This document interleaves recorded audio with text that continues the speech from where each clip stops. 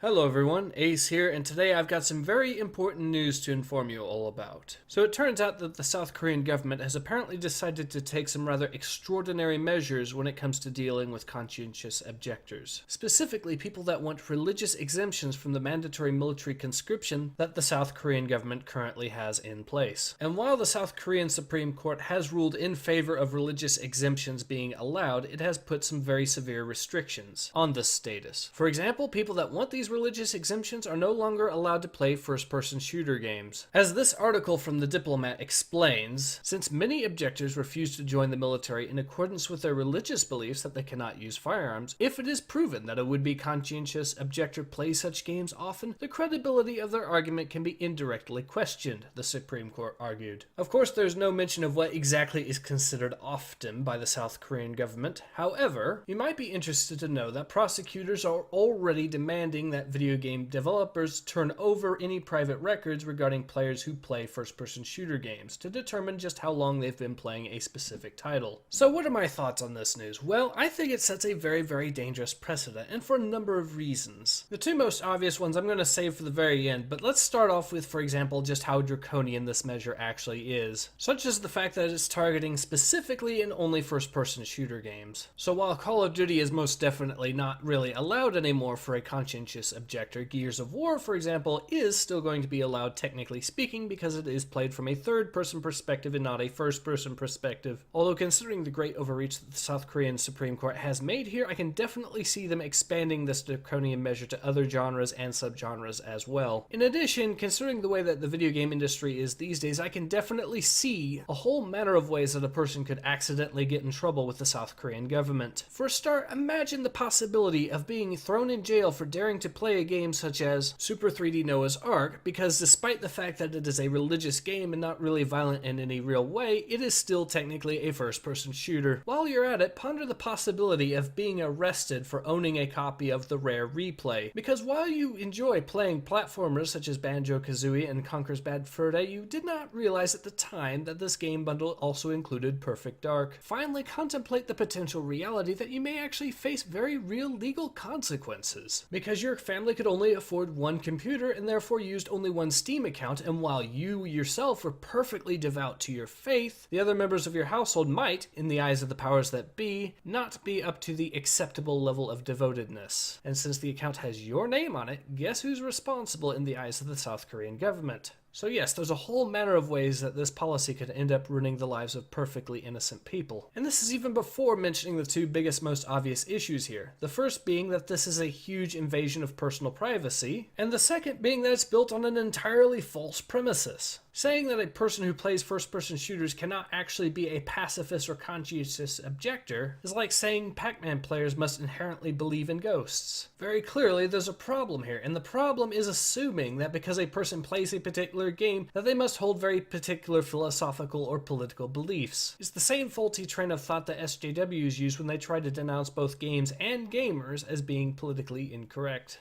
So by now I hope you're well aware of why I decided to cover this issue. It's something that no one else is really covering right at this moment, but it does have to be talked about. Needless to say, I also wish the absolute best for any South Korean gamers that happen to be watching this right now. In any case, I hope to see you guys again soon. Take care. Ace out.